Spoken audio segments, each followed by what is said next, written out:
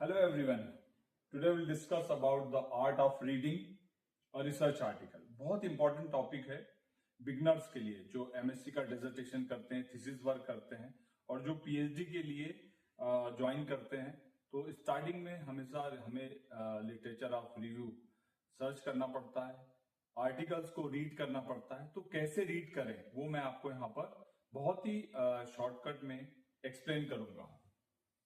आप देखिए, कोई भी जो रिसर्च आर्टिकल है उसका एक फ्लो होता है। जैसे आप यहां देख रहे होंगे, सबसे पहले टाइटल होगा, टाइटल के बाद में एब्स्ट्रैक्ट होगा, एब्स्ट्रैक्ट के बाद में इंट्रोडक्शन होगा, इंट्रोडक्शन के बाद में मेथड, रिजल्ट, डिस्कशन। कई बार रिजल्ट एंड डिस्कशन कंबाइन होते हैं और लास्ट में कंक्लूजन और फाइनली रेफरेंस होते हैं। तो ये एक पर्टिकुलर टाइप का एक पैटर्न होता है किसी भी रिसर्च आर्टिकल का। अब हमें रीड कैसे करना चाहिए, उसके लिए सबसे इंपॉर्टेंट होता है, सबसे पहले आपको रीड करना है टाइटल, क्योंकि यहां पर आपका कोर टॉपिक होगा। सपोज आप कोई पर्टिकुलर फील्ड में एक्सपेरिमेंट लगाना चाहते हैं या रिव्यू ऑफ लिटरेचर लिखना चाहते हैं, तो सबसे पहले आपको आपकी फील्ड से रिलेटेड जो पेपर है उसका टाइटल होना चाहिए।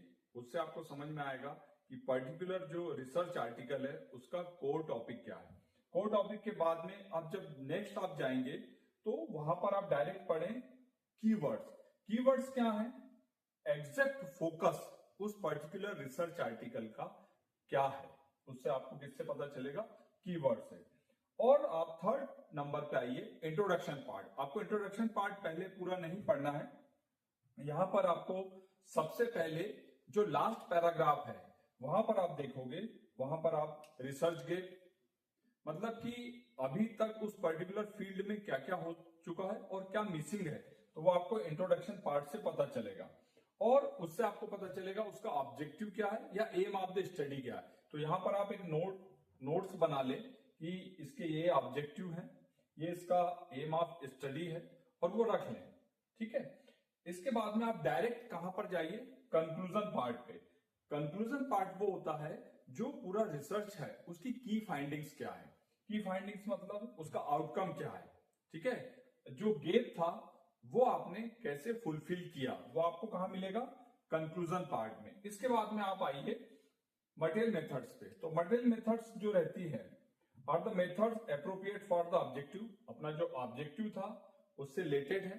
यहां पर आप देख लीजिए कि उन्होंने कैसे सैंपल कलेक्ट किया, किस टाइप से उन्होंने डिफरेंट टाइप के बायोकेमिकल स्टडी करी, इंस्ट्रूमेंट कौन कौन से उन्होंने यूज किए, कॉन्सेंट्रेशन क्या लिया, कैसे उन्होंने एक्सपेरिमेंट लगाए। तो यहां से आपको आइडिया पता चल जाएगा। और फिर आप आइए रिजल्ट पे। तो आपको रिजल्ट को ऐसा टेक्स्ट रीड नहीं करना है, वहां पर आपको क्या करना है? Read visuals first. मतलब वहां पर क्या मिलेंगे आपको?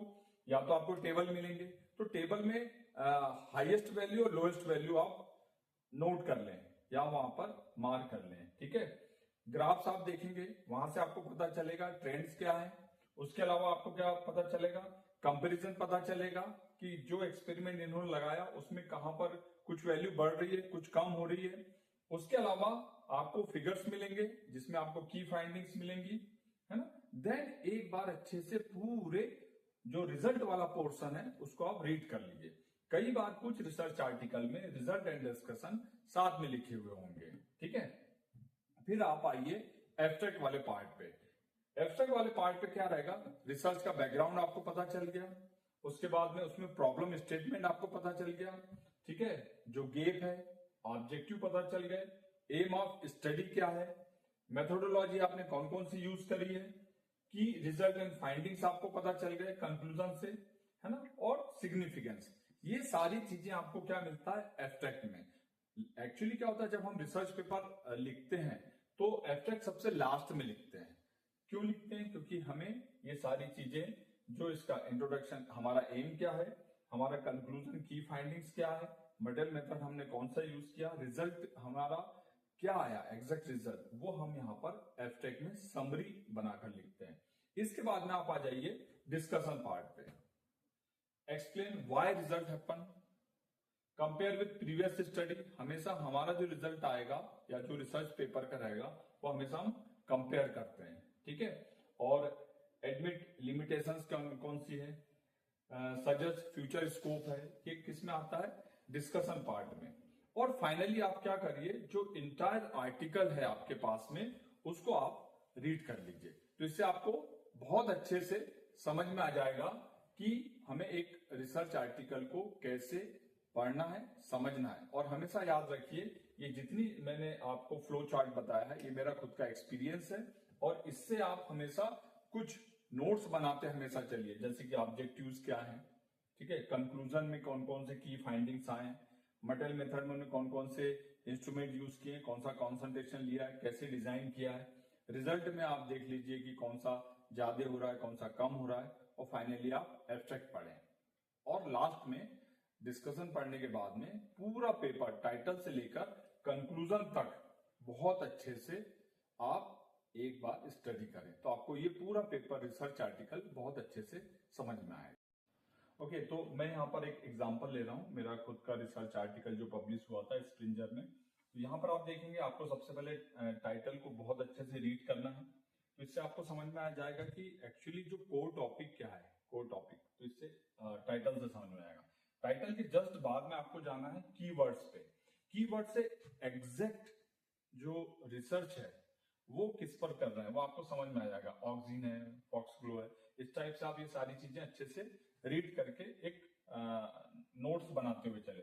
फिर इंट्रोडक्शन का जैसे मैंने कहा था कि लास्ट जो पैराग्राफ है, अगर आप उसको देखेंगे तो ये लास्ट पैराग्राफ क्या है, यहाँ पर ऑब्जेक्टिव है, जो रिसर्च कर रहा है उसका उस पर्टिकुलर रिसर्च का ऑब्जेक्टिव क्या है और क्या है एम ऑफ द स्टडी क्या है। तो यहाँ से आप सारे जो की पॉइंट्स हैं वो नोट कर लें, और फिर फाइनली आप कहां पर आए, जैसे मैंने आपको अभी इसके पहले बताया था, यहां पर डायरेक्ट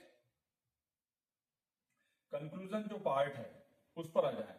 तो जो मैंने जैसे कहा था आपको कि जो कंक्लूजन पार्ट है उसमें क्या रहेगा,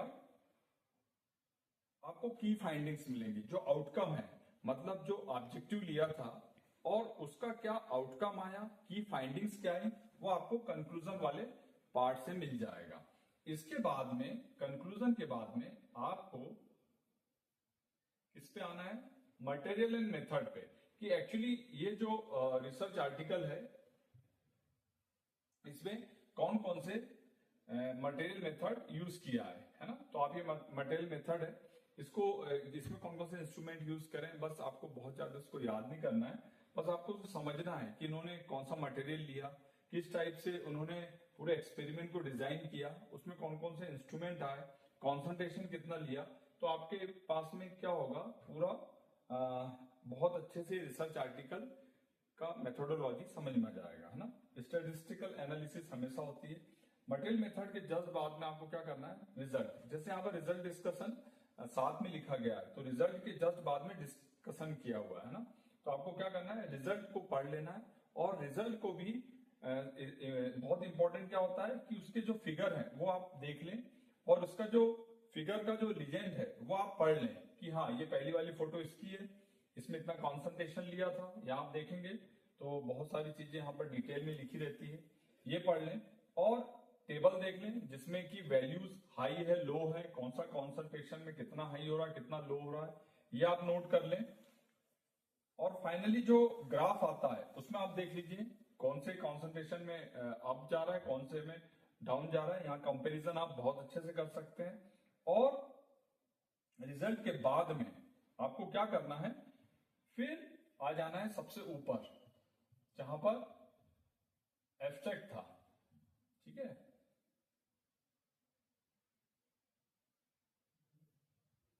ये एब्स्ट्रैक्ट वाले पार्ट पे आ जाना। तो एब्स्ट्रैक्ट वाले पार्ट में क्या है, व्हाट, हाउ, है ना, ये सारे चीजों के आपको क्वेश्चन के आंसर मिलेंगे। और एब्स्ट्रैक्ट भी कैसा लिखा जाता है, आप जैसे स्टार्टिंग में पढ़ेंगे कि भाई ये जो रिसर्च है इसको हम कौन से प्लांट पे कर रहे हैं, फिर मेथोडोलॉजी आती है, कौन कौन से इसमें हम कॉन्सेंट्रेशन यूज कर रहे हैं, फिर की रिजल्ट आता है, फिर उसके बाद में कंक्लूजन आता है, और फ्यूचर फाइंडिंग्स आती है।